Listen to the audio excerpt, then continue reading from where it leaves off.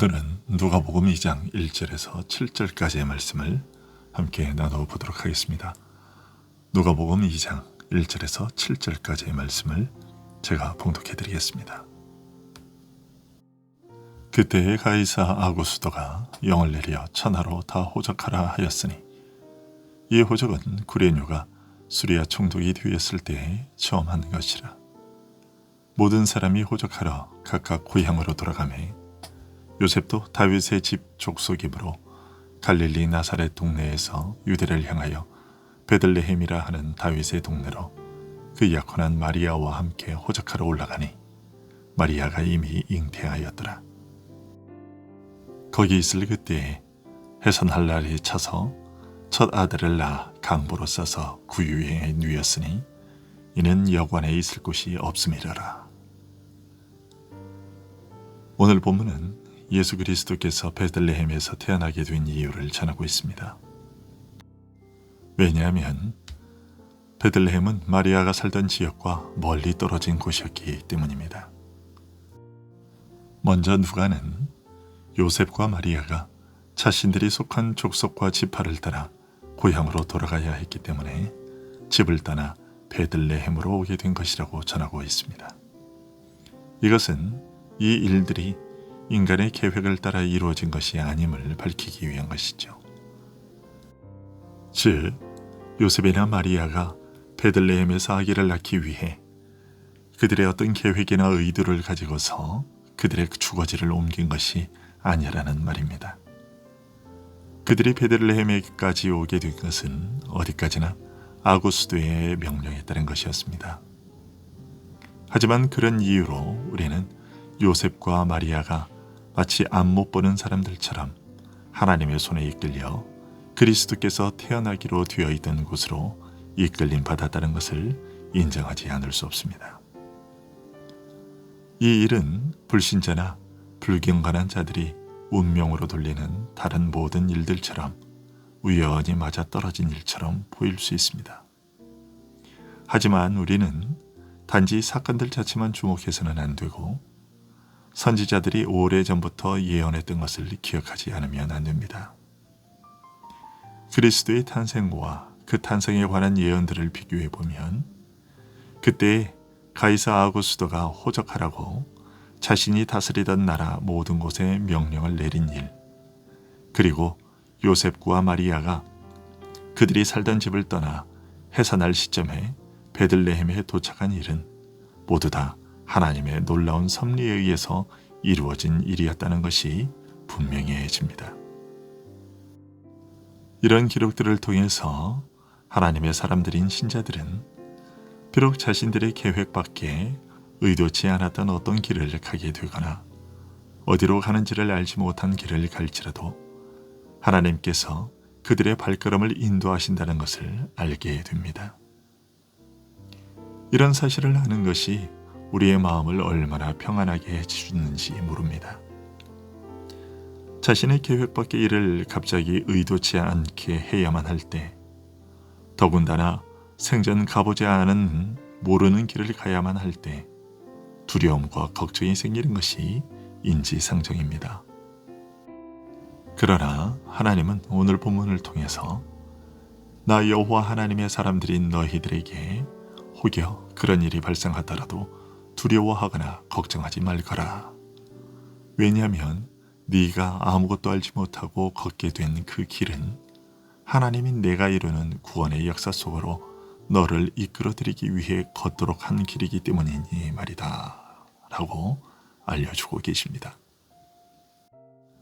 여러분, 지금 여러분이 서 계신 자리가 여러분이 의도치 않았던 자리여서 혹시 불안해하고 계시지는 않습니까?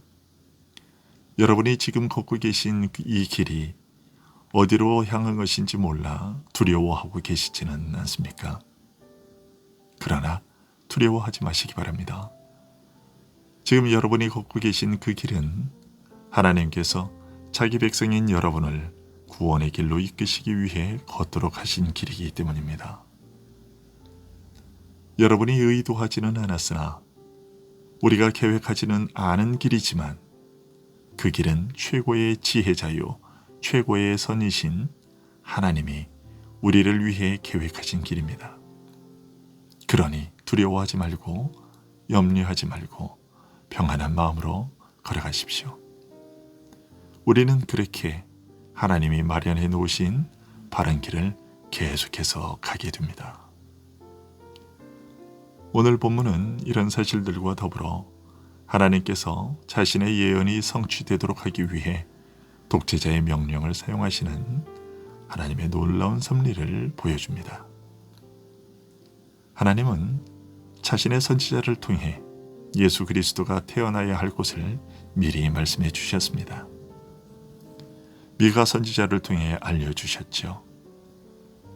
미가서 5장 2절에 베들레헴 에브라다야 너는 유다 족속 중에서 작을지라도 이스라엘을 다스릴 자가 네게서 내게로 나올 것이라.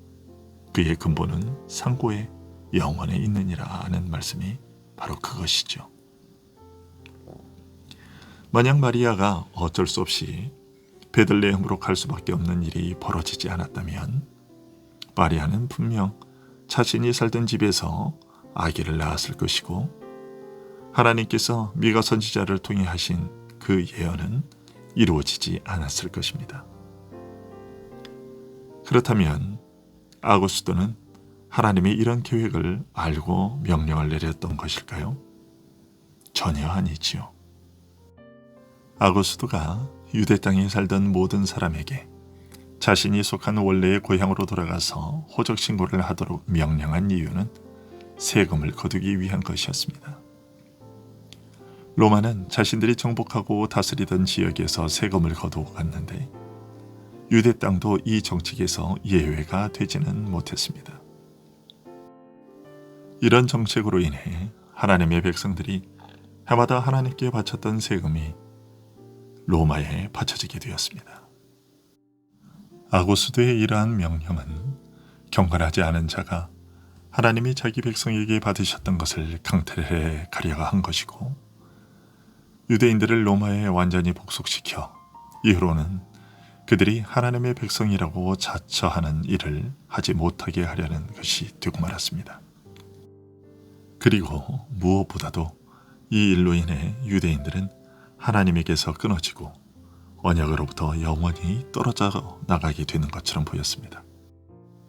그런데 바로 그때 하나님은 사람들의 생각이나 예상과는 반대로 갑자기 회복책을 제공해 주셨습니다. 거기에 더해 하나님께서는 아고스도의 복종을 자기 백성의 구속을 이루시기 위한 도구로 사용하셨습니다.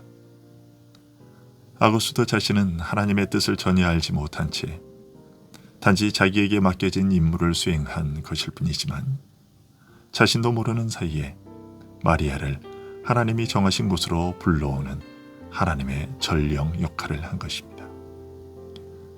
하나님의 이러한 섭리 방식은 우리가 어떤 마음을 가지고 세상에서 일어나는 일들을 바라보아야 하는지를 알려줍니다. 즉, 세상의 일들이 사람들의 생각과 계획에 의해 일어난 일처럼 보여도 사실은 하나님께서 자기 백성을 구원하기 위해 사용하시는 도구라는 것입니다. 예를 들어 오늘날 미국의 트럼프나 중국의 시진핑이 그들의 생각을 따라 자국의 이익을 위해 펼친 정책들이 전 세계에 영향을 미치고 있는데요. 그들이 펼친 정책이 사실은 하나님께서 자신이 계획해 놓으신 구원의 일을 실행하기 위해 그들로 하여금 그런 정책을 펼칠 수밖에 없도록 역사하신 것이라는 말입니다. 이런 점을 우리가 알고 있으면 세상의 일들로 인해 우리의 신앙이 오르락내리락 하지도 않을 것이며 좌불안석하지 않고 평온한 마음을 가지고 하나님께서 펼치시는 구원의 일이 어떤 모습으로 드러나게 될지를 기대하는 눈으로 바라보게 됩니다. 이런 원리를 아는 지혜가 우리 그리스도인들로 하여금 불신자들과 비교할 수 없는 높은 차원의 삶을 살게 해줍니다. 그리고 오늘 본문 7절은 우리를 구원하여 주신 하나님의 은혜가 얼마나 큰 것인지를 보여줌으로써 우리에게 성부와 성자에게 평생토록 감사를 드리며 살아야 한다는 것을 알려주고 있습니다. 7절은 하나님의 아들이신 예수 그리스도의 삶이 어떤 식으로 시작되었는지, 그리고 그분이 태어나서 어떤 요람의 누이였는지를 보여주고 있습니다. 첫 아들을 낳아 강부로 싸서 구유의 누이였으니 이는 여관에 있을 곳이 없음이라라. 하나님의 아들이시며 천지를 창조하신 창조주이신 예수 그리스도께서 이런 식으로 태어나신 이유가 무엇입니까? 바울 사도는 빌립보서 2장 7절에서 이렇게 알려주고 있습니다. 오히려 자기를 비워 종의 형체를 가지사 사람들과 같이 되셨고 우리의 구원을 위해 자기를 비워 우리와 같은 육신을 입으셔야 했기 때문이라고 설명하고 있습니다.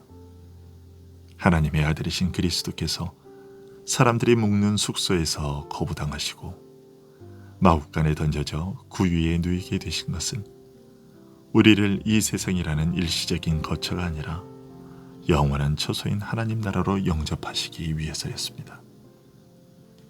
그 일을 위해 예수 그리스도는 하나님의 아들이시면서도 짐승의 구유에 누임당하신 것입니다. 그렇게 그리스도는 온전히 자신을 비우고 낮아지셨습니다. 그렇다면 그리스도를 위해 우리는 어디까지 낮아져야 할까요? 얼마나 비워야 할까요? 낮아지고 또 낮아져도 비우고 또 비워도 부족할 것입니다.